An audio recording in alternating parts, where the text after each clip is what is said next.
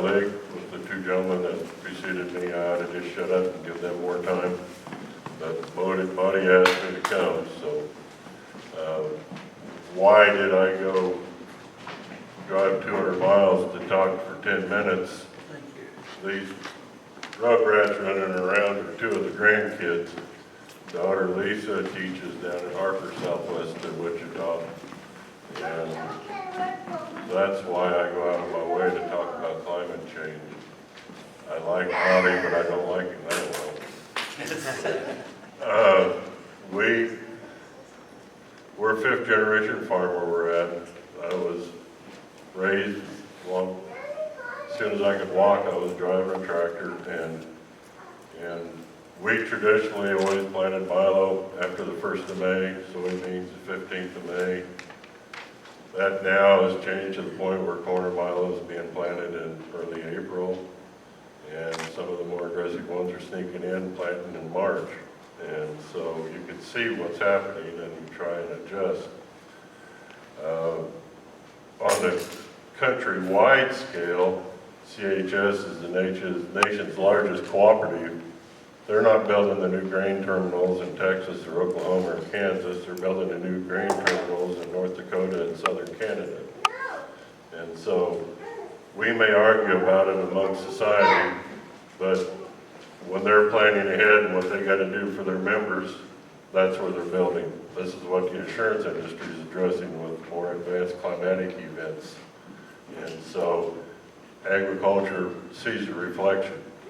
Last summer, I just about got fried by the drought, and when I had to sell the cow herd, if the government would have released CARP acres for haying.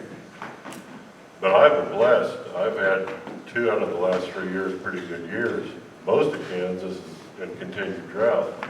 And in midsummer, I drove to Texas for a meeting and drove through southwest Kansas and drove through dust storms so bad I couldn't see where I was driving all the way from Great Bend to Liberal. And so, yeah, climate change is here, in my opinion. And what can we do about it in agriculture? Agriculture is unique in that both we contribute to climate change, but we can also be part of the solution. And what I mean by that is there's really good data that if you apply fertilizer, which is nitrous oxide, to the plant's needs, there's not near as much escape into the atmosphere. But if you fertilize for maximum yields to try and get the best bragging rights in a coffee shop, almost all of that is emitted directly into the atmosphere, and nitrous oxide is much worse than many of the other greenhouse gases. Those are issues, and you know, we have a unique challenge because we need to produce the world's food, and that's worldwide. The United States is not going to produce the world's food as much as we like to brag we're going to. And we need to be able to function and do that, but at the same time we need to do stewardship.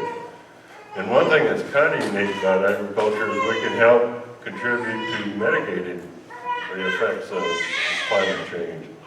And in the mid-2000s, National Farmers Union was an organization that enacted a voluntary carbon sequestration program. And at the height of that, we had over 8 million acres enrolled in that program. And that was practices that was deemed to sequester more nitrogen than normal practices.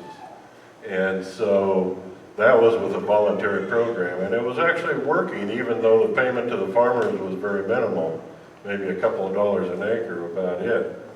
So it wasn't really inducing farmers to change their practices. It was, if you're doing these practices that help toward that, here's a little bonus. And it was building quite quickly. And then the recession in 2008, where the voluntary program, the bottom just dropped out of it. It's sitting there waiting to be started up again when conditions are right and society deems a need for it. And that's really a problem. But this is where agriculture can come into play, both as part contributors and partial as mitigators.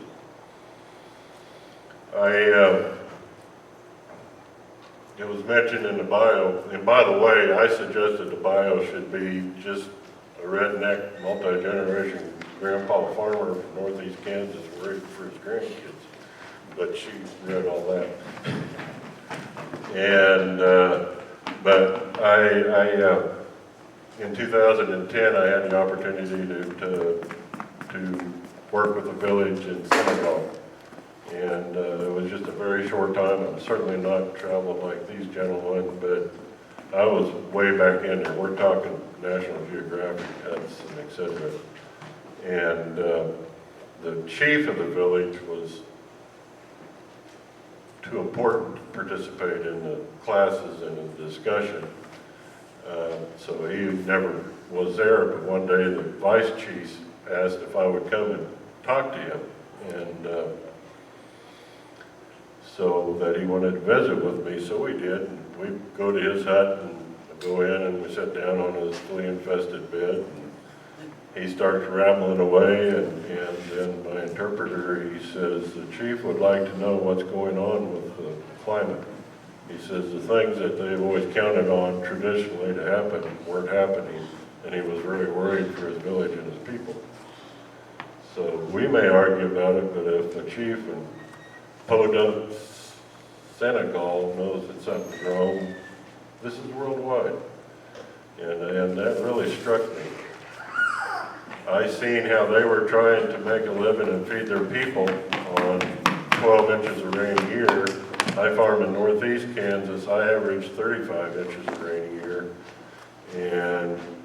And that's just pretty challenging the way it is. And I had a lot of discussion with our National Farmers Union staff as the Farm Bill was being developed this last fall, that still hasn't been passed, that you know, we really need to start looking at this as a government as creating a seed bank of drought-tolerant seed for when this hits the fan, that we're ready for that. Because I don't think Kansas is going to be corn in the future.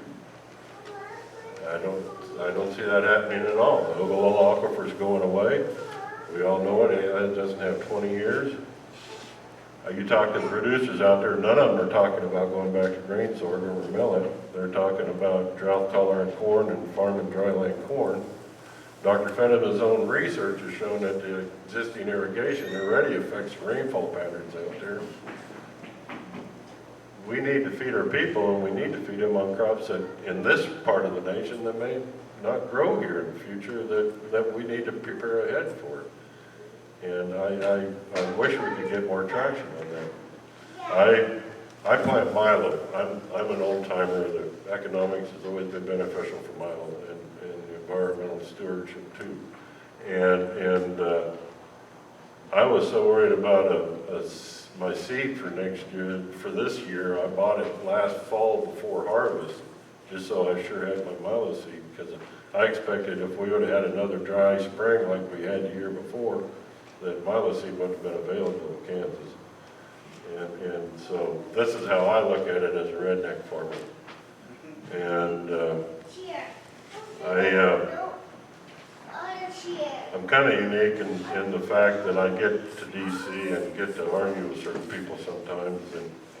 And a week ago Monday, I and 8 others met with Secretary of Agriculture Vilsack and EPA Administrator Gina McCarthy.